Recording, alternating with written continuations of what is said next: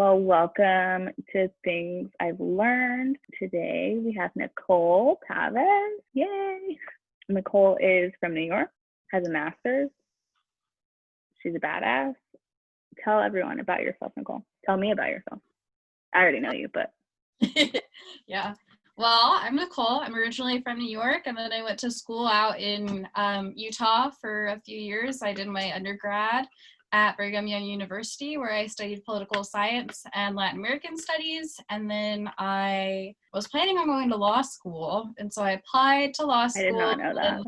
Yeah, I applied to law school and decided it wasn't for me after I applied. And so I got into most of the programs that I applied to, and then some I got whitelisted. But I decided it wasn't for me kind of like before I received any acceptance letters or rejection letters. And so I extended my schooling for a year to do an internship in Washington, D.C. After that, I did a master's degree in urban planning at the University of Utah. Took me a while to find a job, and somehow I found one in the middle of the pandemic, but now I'm a community organizer. That. Yes, it's good. I'm a community organizer at a nonprofit organization called We Act. It's based out of West Harlem in New York City, and we work on a lot of environmental justice issues. What is your ethnicity? Are you first generation? Yeah, give me a quick rundown of that. Yeah, so I'm Chilean. Both my parents are from Chile. They immigrated here in the 80s. If you don't know much about Chilean history, there was a dictatorship in Chile from 1973 to 1989. And with that came a lot of economic downturns throughout time. So my parents came out here during those economic downturns. And I'm a first generation American, and me born too. Here in New York. Yeah, and I really look up to my parents for a lot of the strength that they've demonstrated to me throughout my life, and they're just awesome. Good. And you grew up in New York? Were you city? No, I grew up in upstate New York, so just an hour north of New York City, and now I live in New York City. Cool. So tell me about your schooling. I did not even know you were thinking about law school. So I almost went to law school too. I didn't go as far as applying. So you got further than I did. So how did you kind of choose urban planning? Just in a couple sentences, what made you decide, okay, urban planning is for me versus law school was not for me? Yeah. So when I was younger, I took some architecture classes at school, and I always kind of liked architecture, but I also was really into marketing and into politics and all different kinds of stuff. So that's why I went with political science when I went to BYU. I really enjoyed it, but I wasn't quite sure what I could do with it. And I felt like it paired really well with urban planning, in hindsight. Yeah. But back then I was like, okay, I'll go to law school. So, but for me, I wanted to go into immigration law, and just looking more into it. Oh, we have literally never talked about this. I know. I don't know how, but I wanted to go into immigration law, and it just seems really emotionally taxing, and I wouldn't quite enjoy as much, and especially with the outcome of you go to law school for 3 years, you get yourself into a lot of debt, and I don't know, it just wasn't feeling right. And then I had a friend who was doing a master's degree in French literature, and then he told me how he was switching to urban planning, he was going to graduate with his master's degree in French literature and then go to a different program. So he kind of inspired me to kind of make the shift, and I started exploring different options for myself. And for me, urban planning felt like a really good opportunity because I have always cared about equity issues and race relations here in the United States, and I felt like a big source of inequity here in the United States has been through land use and property and a lot of kind of urban planning issues. And so I decided that I would do urban planning, and for me that was the big draw. And so I went to grad school, and right now I'm a community organizer, but it really goes along with why I studied what I studied.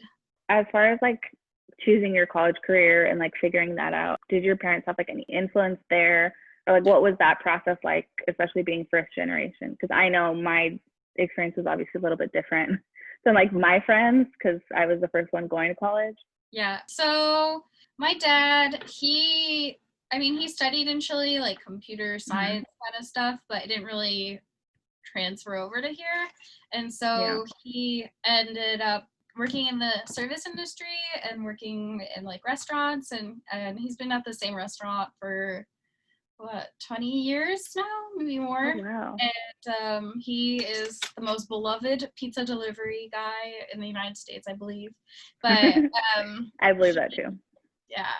And he's awesome. He's been doing that. And then my dad did that, and then my mom studied to be a teacher, and in New York you have to have your master's degree to be a teacher. So she's always kind of, you know, worked really hard to obtain like an education and to push forward for her family. Okay, so as far as your career now, what you're doing, how does urban planning kind of relate to that? So with urban planning, I did a lot of community outreach. I did an assistantship at the U, where I worked with community councils. And so that kind of like sparked my interest in outreach. And I had a lot of opportunities to do community outreach with the Department of Sanitation in New York. And so I've always been drawn to like the community aspect of urban planning. Like, how do we get community members involved in the planning process and the decision-making process that cities have? And so I saw this position online, and you know, it really was just circumstantial that I saw it on like Idealist, and I thought, oh, this is a really good place. I would love to work for somewhere like WEAC. But would you still go to grad school? Yeah. Like, looking back, would you recommend that? Yeah, I feel like a lot of people right now, especially when you're looking for a job, you're kind of like, is this all worth it? But the value of an education, like it can never be replaced. Like, we're all kind of, I don't know, I guess I work with a lot of people who like don't have jobs or like are looking for work, or we're trying to provide training and opportunities for people in the community. And like, you realize how lucky you are. That I realize how lucky I am that I've had the opportunity to go to school and to like do grad school and to work and to do what I love. And that even though sometimes I stress out, like, oh, I need to pay this, I need to pay that, like at the end of the day, I know I can fall back on my experiences and on my degree. And, you know, for the whole year that I was unemployed, I was kind of like, oh, was it all worth it? But like, I'm going to get a job at the end of the day. Yeah. And even if I don't get a job, like, I have the skills and the capacity to learn how to do something else. Like, I can teach myself like how to do other things. Like, what you learn at school isn't to get you a job, it's to help you to learn how to learn. I think that's a really good point. Especially with grad school, like the biggest recommendation I have for grad school is that when you're choosing one, it's not like what you're paying for is the connections. Like, you're paying for connections, and I mean, you're also paying for like an opportunity to like learn and stuff. But yeah, of course, the connections are what will help you get a job and to move forward. So I had to do a lot of networking, even though I did not get my job through networking, oddly enough. So as far as your career right now, is it going to be like a forever career? What's like a normal day for you? Other question. So right now I'm a community organizer. So a lot of my day looks like making a lot of phone calls. With COVID, I can't do outreach, like in-person outreach. So that's on hold. So right now I'm making a lot of phone calls, like a ton of phone calls, but we have a lot of events on Zoom. I mean, the biggest barrier that we see on Zoom is just people don't know how to use it or don't have the resources to go on Zoom. So that's something that I'm trying to kind of figure out, because I feel like Zoom should have some sort of corporate social responsibility effort to get people access. So my day-to-day kind of looks like that, like a lot of like planning and a lot of meetings and planning and organizing. That's what people don't tell you. I was going to say, that's what people don't tell you about adulting and careers. I had so many meetings. Like, I don't have as many meetings now, but most places I've worked, there's so many meetings. Weirdo. I really like meetings, but it's like the extrovert in me probably. I haven't seen anyone. I mean, I started my first job at home. Like, that's wild. Yeah. You know, like, rolled out of bed, got ready, went to the living room or like the dining room, and was like, okay, I'm going to work. Started work. Yeah. But I really like my job. And you asked earlier about if it's diverse or not, and I'm really lucky that, I mean, because we are focused on environmental justice and equity, and those are like the values of the organization, that I work with a diverse staff. Thank you again, Nicole. You had also asked about like long-term. Oh yeah, thank you. So yeah, I love working at the office that I work at. I really like my team. That being said, I mean, if opportunities arise in the future for me to move up within the organization, I would really love that. And I feel it's a nonprofit, correct? Mm-hmm. Do you think you want to stay in that sector?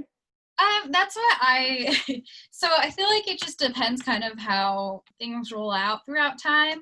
I like working with the nonprofit sector. I just have different dream jobs in my head, and I don't know which one to choose. So like for me, my dream jobs would consist of like running a nonprofit eventually, you know, or running for local office. I love that so much. I think you'd be awesome. Oh, thank you. Is there anything else you'd like to add?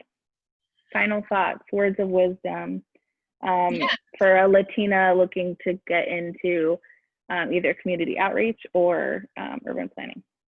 Yeah, I mean, for me, it's just about putting in the work and knowing that you are enough and that you have done everything that you need to do to be where you are at. And just understanding how you can use some of the experiences that you have to help others or just empower others.